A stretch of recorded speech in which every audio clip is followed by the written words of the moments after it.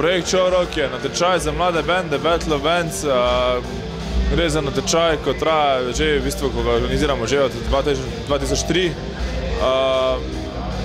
Ekipa oziroma skupina, ki zmaga, bere lepo nagrado. Drugače pa to poteka vsak ponedeljek ob 9. oziroma velikonočni ponedeljek bo Showrock v torek.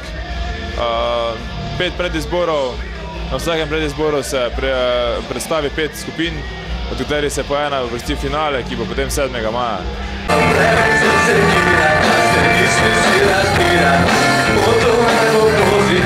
Kako je bilo kaj s prijavami? Je veliko interesa med mladimi bendi za tak razpis? Letos je bilo nekaj več prijav kot prejšnje leta. Prejeli smo 38 veljavnih prijavnic, teda smo mogli v bistvu 13 bendov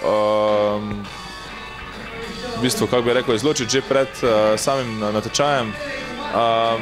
Zraven je še bilo nekaj neveljavnih prijavnic, tako da popraševanje je bilo kar, kar veliko je bilo, no.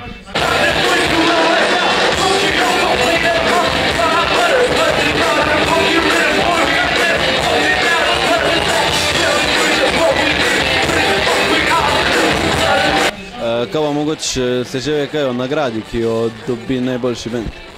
Ja, najboljši bend, ki ga izbere komisija, dobi v bistvu promocijski material po svoji izbiri, zraven pa še nastope na Lampiončkih, na festivalu Lent na Mladininem odru, na Škisovi tržnici v Mariboru in na v bistvu enem eventu Show Off, ki bo kot predstavitev zmagovalcev in hkrati tudi zmagovalcev internetnega glasovanja, ki poteka vzporedno z tem natečajem. Internetni zmagovalec po glasu ljudstva pa tudi dobi promocijski material zraven tega nastopa.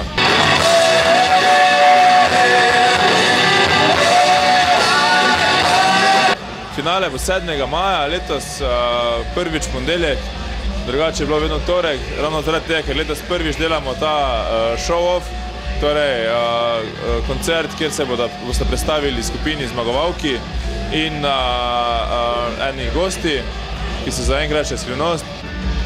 Drugače na finalu pa bo seveda se predstavilo teh 5 skupin, ki so se uvrstile v finale, oziroma ki se bodo uvrstile v finale na predizborih in